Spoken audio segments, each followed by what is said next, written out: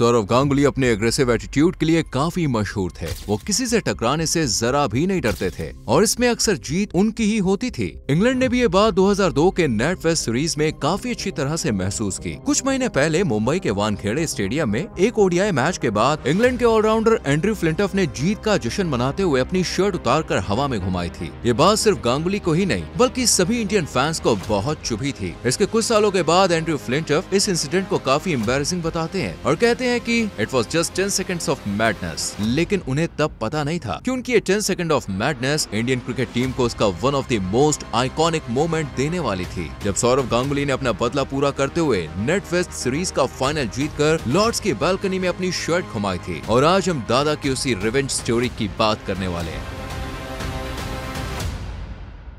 दिसंबर 2001 में English team India आती है, जहां उन्हें 3 टेस्ट और 6 वनडे मैचेस खेलने थे। टेस्ट सीरीज इंडिया ने 1-0 से जीत ली थी। बारी ओडीआई सीरीज की थी, जहां मुकाबला बराबरी का था। दोनों में कोई खास फर्क नहीं था, चाहे स्ट्रेंथ की बात हो या फिर वीकनेस की। दोनों टीम्स लगभग बराबर ही लग रही थी। पेपर इंडिया की बैटिंग लाइनअप ज्यादा स्ट्रॉन्ग थी, लेकिन बॉलिंग में इंग्लैंड के पास थोड़ा एज था। इसलिए सीरीज से पहले despite of India's home advantage winner का प्रेडिक्शन करना बेहद मुश्किल था। पहला मैच सौरव गांगुली के होम ग्राउंड यानी कि ईडन गार्डन में खेला जाना था, जहां इंडिया ने एक क्लासिक वनडे एनकाउंटर में इंग्लैंड को 22 रनों से हरा दिया। पर दूसरे मैच में इंग्लैंड स्ट्रांगली बाउंस बैक करती है और 250 रन का टारगेट डिफेंड करते हुए 16 रन से मैच जीत लेती है। तीसरा मैच चेन्नई में खेला गया, जहां एक बार फिर से क्लोजली कंटेस्टेड एनकाउंटर में इंडिया जीत दर्ज करती है। इंडियन टीम इंग्लैंड के 221 के टारगेट को 46.4 ओवर्स में 4 विकेट रहते हुए हासिल कर लेती है। और इसके बाद कानपुर में खेले गए चौथे मैच में इंडियन टीम की तरफ से one of the most dominating performance देखने को मिली। इंडियन टीम इंग्लैंड के दिए 219 रनों के टारगेट को मात्र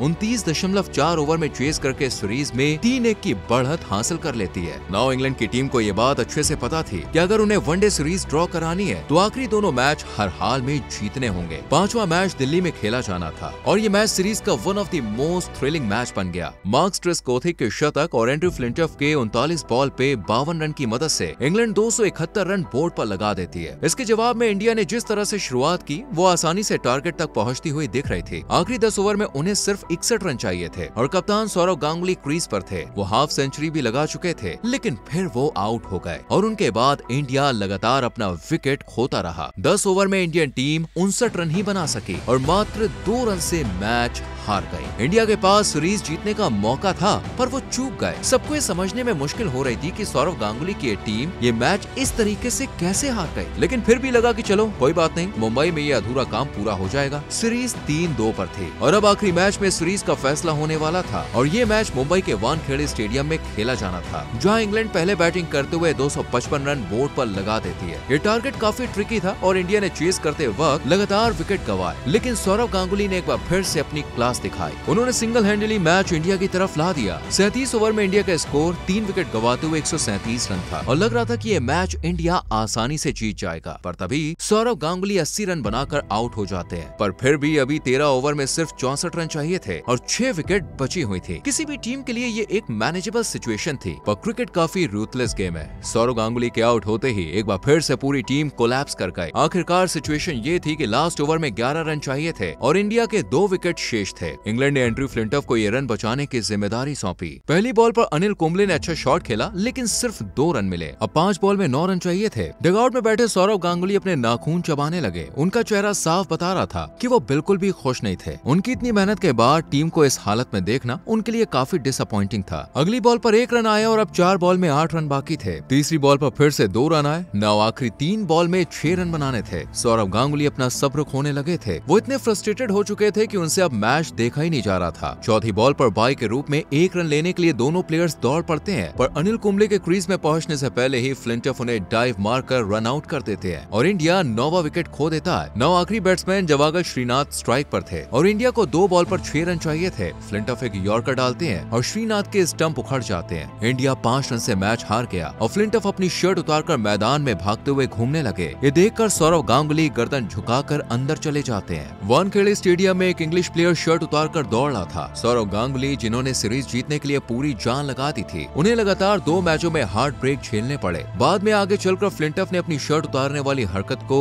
10 सेकंड ऑफ मैडनेस कहा, लेकिन तब उन्हें यह पता नहीं था कि उनकी ये 10 second of madness Indian cricket history को उसका सबसे आइकॉनिक मोमेंट देने वाली थी। ये हार चुभने वाली थी, जिससे मूव ऑन करना मुश्किल था, बट फिर भी वक्त के साथ धीरे धीरे सब इसे भूल गए। लेकिन सौरव गांगुली वो इस हार को और फ्लिंटफ को उस सेलिब्रेशन को नहीं भूल पा रहे थे। 6 months later India England tour पर जाती है, जहां इंडिया को श्रीलंका और इंग्लैंड के साथ ट्राई सीरीज खेलनी थी, जिसमें इंग्लैंड को फेवरेट और श्रीलंका को सेकंड फेवरेट माना जा रहा था, जबकि इंडिया को एक आउटसाइडर की तरह देखा जा रहा था, यानी कि उनके जीतने के चांसेस ना के बराबर माने जा रहे थे। लेकिन इंडियन स्क्वाड को देखकर उनका ये अंदाजा गलत लग रहा था। ऑन पेपर इंडियन टीम काफी स्ट्रॉन्ग थी, एक दमदार बैटिंग लाइनअप और एक ऐसा सीम बेस्ड बॉलिंग अटैक जो इंग्लैंड की कंडीशन में फायदेमंद हो सकता था। साथ ही 2 क्वालिटी स्पिन बॉलर जो पिच में मिलने वाली थोड़ी सी भी टर्न का पूरा फायदा उठा सकते थे। स्क्वाड के साथ इंडिया ने ट्राई सीरीज में अपना कैंपेन एक विनिंग नोट पर शुरू किया। अपने पहले मैच में इंडिया इंग्लैंड के खिलाफ 271 का टारगेट चेस करते हुए 7 बॉल रहते 6 विकेट से कन्विंसिंग जीत के साथ शुरुआत करती है। इस जीत की सबसे बड़ी वजह राहुल द्रविड़ और युवराज सिंह की 5वें विकेट के लिए 131 रनों की पार्टनरशिप रही। बड़े टूर्नामेंट में जीत के साथ शुरुआत करना हमेशा टीम के लिए फायदेमंद होता है, और इंडिया के साथ भी कुछ ऐसा ही हुआ। इस जीत के बाद उन्होंने बैक टू बैक अपने सारे मैचेस जीते और पॉइंट्स टेबल में टॉप पर बने रहे। इंडियन टीम अपनी बेस्ट फॉर्म में थी और ट्राई सीरीज के पहले 6 मैचेस के बाद वो क्लियरली बाकी दोनों टीमों से आगे निकल चुकी थी, और एजबेस्टन में श्रीलंका के खिलाफ 4 विकेट की जीत के साथ इंडिया ने श्रीलंका को टूर्नामेंट से ही बाहर कर दिया था। टूर्नामेंट शुरू होने से पहले ही इंडिया की स्ट्रेंथ और वीकनेस काफी क्लियर थी, लेकिन उन्होंने अपनी प्रॉब्लम को साइड में रखकर अपनी स्ट्रेंथ पर फोकस किया। अब बस एक ही डर था जो बार बार इंडिया के साथ देखा गया कि वो शुरुआत में जबरदस्त परफॉर्म करते थे, जल्दी पीक कर जाते थे और फाइनल में आकर प्रेशर में बिखर जाते थे। उस दौरान मल्टी टीम टूर्नामेंट में इंडिया का रिकॉर्ड बहुत बेकार था। 1999 से 2002 के बीच इंडिया ने ऐसे टूर्नामेंट्स के 10 फाइनल्स में से 9 हारे थे, जबकि एक मैच नो रिजल्ट रहा था। नाउ ये कंफर्म था कि इंडिया और इंग्लैंड फाइनल में खेलने वाली है, तो उनके बीच का आखिरी लीग मैच फाइनल की रिहर्सल की तरह ही देखा जा रहा था। रेन अफेक्टेड इस मैच में इंग्लैंड रोनी ईरानी और एंड्रयू फ्लिंटफ के अर्धशतकों की बदौलत 32 ओवर में 229 रन बनाता है, जिसके जवाब में पूरी इंडियन टीम 165 रनों पर ऑल आउट हो जाती है और इंग्लैंड 64 रन के बड़े मार्जिन से मैच जीत लेता है। ये इंडिया की अब तक की इस टूर्नामेंट में पहली हार थी। इस मैच से पहले इंडिया इस ट्राई सीरीज में इनविंसिबल थी, जिसका मेन रीजन था उनकी एक्सप्लोसिव बैटिंग, बट इस मैच में इंडियन बैटिंग में एक क्लियर लेक ऑफ इंटेंट दिखा। इंग्लैंड के हाथों इतने बड़े मार्जिन से हारना, जिससे उन्हें बोनस पॉइंट मिले और फाइनल से पहले एक साइकोलॉजिकल एडवांटेज भी। डेफिनेटली स्मार्टेस्ट डिसीजन नहीं था, लेकिन अब भी इंडिया के पास एक अच्छा मौका था। वो आखिरी लीग मैच में श्रीलंका को हराकर अपने विनिंग माइंडसेट के साथ फाइनल में पहुंच सकता था, और उन्होंने कुछ ऐसा ही किया। इंडिया ने श्रीलंका को 63 रन से हराया और इसमें उनकी जीत के हीरो रहे सचिन तेंदुलकर, जिन्होंने 113 रन की शानदार इनिंग खेलकर टीम को एक मैच विनिंग स्कोर तक पहुंचाया। नाउ 13 जुलाई 2002 को नेट वेस्ट सीरीज का फाइनल। हो सकता है कि कुछ वनडे मैचेस और भी ज्यादा अप्स एंड डाउन वाले हों, या उनका फिनिश थोड़ा और ज्यादा थ्रिलिंग रहा हो, लेकिन जो भी हो, वो जिन्होंने इस मैच को देखा था उनके लिए ये बात बिल्कुल मैटर नहीं करती। इंडिया और इंग्लैंड एक दूसरे से बिल्कुल हैवीवेट बॉक्सर्स की तरह लड़ रहे थे। हर पंच का जवाब सामने वाला और जोरदार पंच से दे रहा था। फाइनल ओवर तक 3 अलग अलग रिजल्ट पॉसिबल थे। ये मैच एक रिवेटिंग एंटरटेनमेंट था, जहां टॉस जीतने के बाद इंग्लैंड ने एग्रेसिव शुरुआत की। मार्कस ट्रेस्कोथिक और निक नाइट ने बिना किसी हिचकिचाहट के इंडियन बॉलर्स पर अटैक करना शुरू कर दिया। मार्कस ने confident strokes and clear intent के साथ इंडियन बॉलर्स को डोमिनेट किया और उनके पार्टनर निक नाइट ने भी उनका बखूबी साथ दिया। इंडिया को पहला ब्रेक थ्रू 8वें ओवर में मिला, जब जहीर खान ने निकआउट को एक फुल टॉस पर बोल्ड किया। लेकिन उसके बाद आते हैं नासिर हुसैन, जो मार्कस के साथ मिलकर इंडियन बॉलर्स की जमकर धुलाई करते हैं। दोनों एलिगेंट स्ट्रोक्स और थोड़ी किस्मत के सहारे रन फ्लो को जारी रखते हैं। मार्कस को देखकर शुरुआत से ही लग रहा था कि वो आज शतक लगाएंगे, और 6 चौकों व 2 छक्कों की मदद से वो 89 गेंदों में अपना शतक पूरा कर लेते हैं। वो नासिर हुसैन के साथ 170 गेंदों में 185 रनों की पार्टनरशिप करते हैं। उसके बाद एंड्रयू फ्लिंटफ एग्रेसिव इंटेंट के साथ बैटिंग करते हैं और 32 गेंदों में 40 रन बनाकर एक अटैकिंग कैमियो खेलते हैं, जो इंग्लैंड के मोमेंटम को और बूस्ट कर देता है। दूसरी तरफ नासिर हुसैन ने अपने करियर की सबसे यादगार ओडीआई इनिंग में अपने पूरे एक्सपीरियंस का यूज करते हुए एक शतकीय पारी खेली और इंग्लैंड ने 325 रनों का पहाड़ जैसा स्कोर बोर्ड पर लगा दिया। ये स्कोर आज के टाइम में चेस करना आम बात है, लेकिन उस टाइम ये इतना नॉर्मल नहीं था। उस फाइनल से पहले 300 प्लस का टारगेट सक्सेसफुली सिर्फ 8 बार ही चेस हुआ था, इसलिए आधे लोग तो यहीं पर इंडिया की हार मान चुके थे। पर सौरव गांगुली, इन्होंने अभी हार नहीं मानी थी। वो और वीरेंद्र सहवाग इंडियन टीम को एक ताबड़तोड़ शुरुआत देते हैं। उन्होंने इंग्लैंड के बॉलर्स को सेटल होने का कोई कोई मौका नहीं दिया। दोनों ने शुरू से ही ऐसे अटैक किए जैसे वो कोई नेट सेशन में खेल रहे हों। सहवाग जो अपनी एक्सप्लोसिव बैटिंग के लिए जाने जाते थे, इस बार अपने कप्तान के एग्रेसिव अंदाज को नॉन स्ट्राइक एंड से एंजॉय कर रहे थे। उसे मैच नहीं कर पा रहे थे वो। Sourav Ganguly fearless, aggressive and full in control नजर आ रहे थे। उनके सामने इंग्लैंड के बॉलर्स और फील्डर्स दोनों हेल्पलेस दिख रहे थे। गांगुली 43 गेंदों में 69 रनों की एक धुआंधार इनिंग खेलते हैं, लेकिन जैसे ही वो आउट हुए विकेट्स गिरना शुरू हो गए और जब सचिन तेंदुलकर का विकेट गिरा तो ऐसा लगा कि अब इंडिया के हाथों से ये मैच निकल चुका है। सिर्फ 9 ओवर में इंडिया ने 5 विकेट्स खो दिए थे। नाउ मैदान में 2 यंगस्टर्स थे, युवराज सिंह और मोहम्मद कैफ, जिनका काम यूजुअली इनिंग के एंड में तेज रन बनाना होता था, लेकिन यहाँ पर उन्हें इनिंग को रीबिल्ड करना था। दोनों ने शुरुआत में समझदारी से खेला और फिर धीरे धीरे एग्रेसिव होने लगे, पर तब तक रिक्वायर्ड रेट 8 के पार पहुंच चुका था। धीरे धीरे उन्होंने कुछ जबरदस्त क्लियर हिटिंग और डेयरिंग रनिंग के साथ रिक्वायर्ड रन रेट को फिर से मैनेजेबल बनाया। दोनों ने मिलकर 106 गेंदों में 121 रन जड़े और जब इंडियन टीम और फैंस थोड़ा रिलैक्स होने लगे तभी युवराज सिंह आउट हो गए। ऐसा लगा कि उनके साथ इंडिया की सारी उम्मीदें भी चली गई, लेकिन मोहम्मद कैफ और हरभजन सिंह के दिमाग में कुछ और ही चल रहा था। हरभजन सिंह के सपोर्ट से मोहम्मद कैफ ने मैच का बैलेंस फिर से इंडिया की तरफ ला दिया। कैफ बहुत ही मैच्योरिटी के साथ खेल रहे थे और एक बार फिर से लगने लगा कि मैच इंडिया के हाथ में है, लेकिन 48वें ओवर में फ्लिंटफ ने हरभजन सिंह को आउट करके सब बदल दिया। इसकी 2 बॉल बाद अनिल कुंबले भी आउट हो गए। 49वें ओवर की आखिरी बॉल तक मैच बराबरी का लग रहा था, लेकिन इसी आखिरी बॉल पर कैफ ने ड्राइव करने की कोशिश की और उन्हें थर्ड मैन बाउंड्री पर लकीली चौका मिल गया। नाउ आखिरी ओवर में 2 रन चाहिए थे। बॉल एंड्रयू फ्लिंटफ के हाथ में थी, वही इंसान जो मुंबई में शर्ट उतार कर नाचा था। फ्लिंटफ ने 2 बॉल डॉट डाल दी, बट फिर तीसरी बॉल पर जहीर खान ने कवर की तरफ पुश किया और फिर दोनों बैट्समैन 1 रन के लिए दौड़ पड़े। थ्रो सीधा स्टंप पर आया लेकिन चूक गया एंड इस मौके का फायदा उठाकर दोनों ने दूसरा रन भी ले लिया और इंडिया ने 2 विकेट से ये हिस्टोरिक मैच